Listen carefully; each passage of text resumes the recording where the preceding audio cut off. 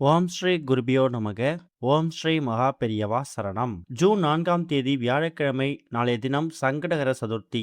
இந்த இலை மீது ஒரே ஒரு தீபத்தை ஏற்றி வைத்தாலே போதும், ராஜ யோகம் ஏற்படும், செல்வ செழிப்பு உண்டாகும். அது என்ன இலை என்ன தீபம்னு பார்க்கறதுக்கு முன்னாடி நம்மளோட வீடியோஸை இப்பதான் நீங்க ஃபர்ஸ்ட் டைம் பார்க்குறீங்கன்னா மறக்காம சப்ஸ்கிரைப் பண்ணிக்கோங்க. தொடர்ந்து இது மாதிரி அப்டேட் தெரிஞ்சுக்கிறதுக்கு பக்கத்து நோட்டிஃபிகேஷன் பெல்லை கிளிக் பண்ணி ஆல் அப்படிங்க செலக்ட் பண்ணிக்கோங்க. இப்போ என்ன இலை மீது என்ன தீபத்தை ஏற்றி வைக்க போறோம் அப்படிங்கிறத பத்தி தெளிவா தெரிஞ்சுக்கலாம். விநாயக பெருமானுக்குரிய விரதங்கள்ல மிக உயரிய விரதம் இந்த ஒரு சங்கடகர சதுர்த்தி. ஒரு மாதத்துல 2 விதமான சதுர்த்தி வந்தாலும் பௌர்ணமிக்கு பிறகு வரக்கூடிய தேய்பிரை சதுர்த்தி திதிய நாம சங்கடகர சதுர்த்தியா கணக்குல எடுத்துக்கிறோம். கண்டிப்பான முறையில சங்கடகர சதுர்த்திய முழுமையா உச்சரிக்கணும். சங்கட ஹர சதுர்த்தி அப்படின்னா நம்மளுடைய சங்கடங்களை வேரோடு தீர்க்கக்கூடிய சதுர்த்தின்னு அர்த்தம். ஆனா அதை விட்டுட்டு நிறைய பேரு சங்கட சதுர்த்தின்னு மொட்டையா சொல்றாங்க.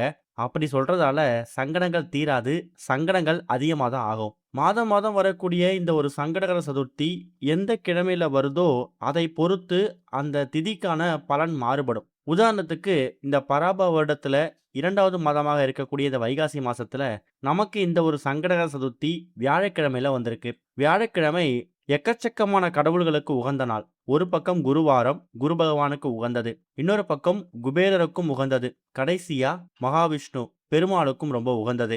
இப்படி பல தெய்வங்களுக்கு உகந்த இந்த வியாழக்கிழமையில வந்திருக்கக்கூடிய இந்த ஒரு சங்கடகர சதுர்த்திய நம்ம முழுமையா விரதம் வந்து வழிபட்டோம்னா நிச்சயம் அதுக்கான பலன் கிடைக்கும். இந்த ஒரு சங்கடகர சதுர்த்திய ஒருத்தவங்க ஒரு முறையில கடைபிடிப்பாங்க. சில பேர் காலையில இருந்து மாலை வரைக்கும் உபவாசம் இருந்து மாலை நேரத்துல கோவிலுக்கு போயிட்டு விநாயகர் பெருமானை வணங்கிட்டு சதுர்த்தி வேலையில அவங்க வழிபாட்டை முடிச்சுட்டு அதுக்கப்புறம் இரவு உணவு எடுத்துட்டு விரதத்தை முடிப்பாங்க. இன்னும் நிறைய பேர் காலையில இருந்து மாலை வரைக்கும் உப்பு இல்லாத உணவு எடுத்து விநாயகர் பெருமானுக்கு விரதம் இருந்து விநாயகர் பெருமான் பூஜையை பார்த்துட்டு அதுக்கப்புறம் உப்பு போட்டு உணவு எடுத்துப்பாங்க. நீங்க எந்த முறையில் விரதம் எடுத்தாலும் விநாயகர் பெருமான் மீது முழு நம்பிக்கையோட பக்தியோடு எடுக்கும்போது நிச்சயம் அதுக்கான பலன் கிடைக்கும். அப்படிப்பட்ட இந்த சங்கடகர சதுர்த்திக்கான அந்த சதுர்த்தி திதி இன்னைக்கு, அதாவது ஜூன் 3ஆம் தேதி இரவு 8:34 ஆரம்பிச்சிடுது. அது மறுநாள் ஜூன் 4ஆம் தேதி இரவு 9:46 வரைக்கும் இருக்கு. சூரிய உதயத்தை கணக்கு பண்ணி நம்ம ஜூன் 4ஆம் தேதி தான் சங்கடகர சதுர்த்தியை கணக்குல எடுத்துக்கணும். அதுலயும் சதுர்த்தி வேலை அப்படின்னு அழைக்கப்படக்கூடிய மாலை 5 மணிலிருந்து 6:30 இந்த 1.5 மணி நேரம் ஒரு வரப்பிரசாதம். எல்லா விதமான விநாயகர் கோவில்கள்லையும் இந்த நேரத்துல அபிஷேகங்களும் அலங்காரமும் ஆராதனையும் நடக்கும். அதுல போய் கலந்துக்கோங்க. முடிஞ்சா விநாயகரோட அபிஷேகத்துக்கு தேவையான பால், பழம், பன்னீர், சந்தனம் இந்த மாதிரி பொருட்களையும் விநாயகரோட திருவுருவச் சிலைக்கு அணிவிக்கிறதுக்கான மாலைகள், அருகம்புல் மாலை, எருக்கம்பூ மாலை இது மாதிரி விஷயங்களை உங்க கையால தயார் செய்து கொடுக்கறதும் கூடுதல் விசேஷம். குடும்பத்தோட கோவிலுக்கு போயிட்டு விநாயகர் பெருமானை வணங்கிட்டு அந்த அபிஷேகத்தெல்லாம் கண்குளிர பார்த்துட்டு முடிஞ்சா கோவிலை 8 முறை வலம் வந்து ஒரே ஒரு சிதறு தேங்காய், அந்த ஒரு சிதறு தேங்காய் உடைச்சிட்டு சங்கடகர சதுர்த்திக்கு பிறகு நீங்க ஆரம்பிக்கக்கூடிய எந்த ஒரு காரியமா இருந்தாலும் வெற்றி கிடைக்கும்.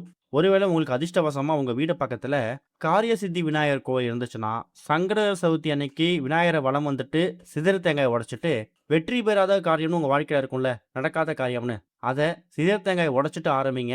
கண்டிப்பா அது வெற்றில முடியும். இதுதான் இந்த மாதம் வந்திருக்கக்கூடிய வியாழக்கிழமையில வந்திருக்கக்கூடிய சங்கடகர சதுர்த்திய ரொம்ப எளிமையா வழிபடுறதுக்கான வழிபாட்டு முறை.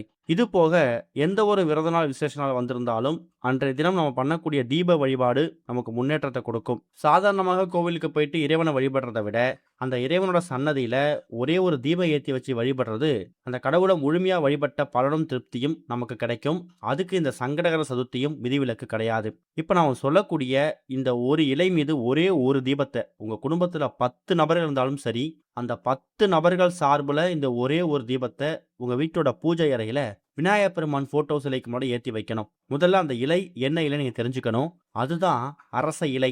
மரங்கள்லயே அரசன் ராஜாவாக இருக்கக்கூடியது அரச மரம். அந்த அரச மரத்துல அடியில உட்கார்ந்து இருக்கக்கூடிய அரச மரத்தடி விநாயகர் இருக்காருல்ல, அவருக்கு பவர் ரொம்ப அதிகமா.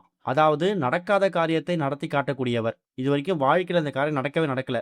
ஆனா அந்த காரியம் நடந்தா என் வாழ்க்கையில அது பெரிய திருப்புமுனையை ஏற்படுத்தும். அது திருமணமா இருக்கலாம், குழந்தை பாக்கியமா இருக்கலாம், அரசாங்க வேலையா இருக்கலாம், இல்ல நீங்க பார்க்கக்கூடிய தொழில் வியாபாரத்துல புதுசா ஆரம்பிக்கக்கூடிய பிசினஸ் டீலிங்கா இருக்கலாம். எந்த விஷயமா இருந்தாலும் சரி, அது நடந்துச்சுன்னா என் வாழ்க்கையில பெரிய திருப்புமுனை ஏற்படுத்தும். ஆனா அது நடக்க மாட்டேங்குது. ஒரு முறையும் கிட்ட வந்து என் கை நழுவி போகுது அப்படின்னு ஒரு பயம் இருக்கு, ஒரு பதட்டம் இருக்குல்ல. அப்படிப்பட்டவங்க அரச மரத்தடி விநாயகரை வணங்கும்போது, அதுவும் 9 வாரங்கள் புதன்கிழமையில வணங்கும்போது, அதுக்கான பலன் நிச்சயம் கிடைக்கும். அதுதான் அரச மரத்தடி விநாயகருக்கும், மற்ற விநாயகருக்கும் இருக்கக்கூடிய ஒரு வித்தியாசம். ஜாதகத்துல தோஷம் அதிகமா இருக்கக்கூடியவங்களுக்கு நெறைய பரிகாரங்கள் சொல்லும்போது, அரச மரத்தடி விநாயகரை வணங்குங்கன்னு சில பேர் சொல்லுவாங்க. காரணம் என்னன்னா, நடக்காதத நடத்தி காட்டக்கூடியவரு. அவரு அமர்ந்திருக்கக்கூடிய, வீற்றில் இருக்கக்கூடிய அந்த அரச மரம் இருக்கு இல்லையா? அது வந்து மரங்கள்லயே ராஜா. ராஜயோக செல்வ செழிப்பை ஏற்படுத்தக்கூடியது. அதிலிருந்து கிடைக்கக்கூடிய அரச இலை. ஒருவேளை உங்க வீட்டு பக்கத்துல அரச மரம் இருக்கு. ரொம்ப எளிதா அரச இலைய பறிச்சுட்டு வந்து, ரொம்ப ஃப்ரெஷ்ஷா பயன்படுத்த முடியும் அப்படின்னா, நீங்க பயன்படுத்திக்கலாம். ஒருவேளை நீங்க டவுன்ல இருக்கீங்க, ஃபாரின்ல இருக்கீங்க. அரச மரம், அரச இலைய பக்கத்துல தயார் செய்ய முடியல. என்ன பண்ணலாம்? நாட்டு மருந்து கடைகள்ல அரச இலை விப்பாங்க. ஆனா கொஞ்சம் காய்ந்து போன நிலைமையில இருக்கும். பரவால்ல. அரச இலை இருந்தாலே போதும். அது காய்ந்தது போயிருக்கு, பச்சையா இருக்கு. அத பத்தி நீங்க கவலைப்பட வேணாம். நாட்டு மருந்து கடைகள்ல அரச இலை கிடைச்சதுன்னா, அத வாங்கிட்டு வந்து கழுவி சுத்தப்படுத்தி, இந்த தீபத்துக்கு பயன்படுத்திக்கோங்க.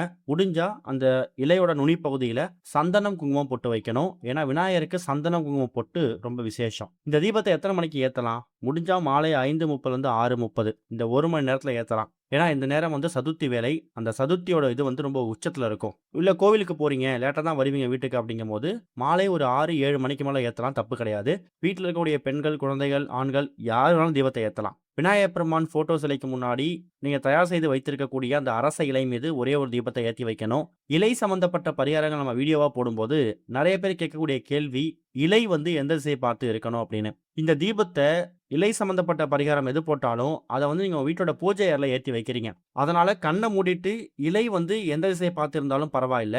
ஆனா தீபம் உங்க வீட்ல தீபங்கள் மற்ற தீபங்கள்லாம் எந்த திசையை பார்த்து எரிகிறதோ, அந்த திசையை பார்த்து தீபத்த ஏத்தி வைக்கலாம். இலையோட நுனி பகுதியில பொட்டு வச்சுட்டு, இலையோட தலைப்பகுதி அந்த அகண்ட பகுதியில அகவிளக்க வைத்து தீபம் ஏத்தணும். முடிஞ்சா நெய் தீபம் போடலாம். இல்ல அப்படின்னா தீப எண்ணெய ஊத்திக்கலாம். அது உங்க விருப்பம் தான். இந்த தீபத்த விநாயகருக்கு முன்னாடி ஏத்தி வச்சுட்டு, எங்க குடும்பத்துல கூடிய எல்லா விதமான குழப்பங்களும் தீரணும். நடக்காத காரியங்கள் நடக்கணும். குழந்தை பாக்கியம் கிடைக்கணும். தீராத வினைகள் தீரணும். கஷ்டங்கள் தீரணும். சங்கடங்கள் குறையணும்னு சங்கடகர சதுர்த்தி அன்னைக்கு விநாயகர் பெருமான மனசார நினைச்சுக்கிட்டு, இந்த தீபத்த குறைந்தது ஒரு 1/2 மணி நேரம், அதிகபட்சம் 1 மணி நேரம். எவ்வளோ நேரம் இருந்தாலும் பரவால்ல. நீங்க ஏத்தி வைக்கலாம். அந்த தீபம் எரியக்கூடிய அந்த நேரத்துல, விநாயகர் சம்பந்தப்பட்ட பாடல்களையும், மந்திரங்களையும் வீட்ல ஒலிக்க விட்டு கேட்கறது சிறப்பு.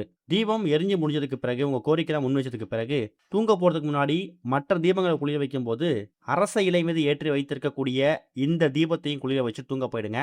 மறுநாள் ஜூன் 5ஆம் தேதி தூங்கி எழுந்ததுக்கு பிறகு முதன் வேலையா பூஜை அறைய சுத்தப்படுத்தும்போது, அந்த அகவிளக்க எடுத்து அப்புறப்படுத்திருங்க.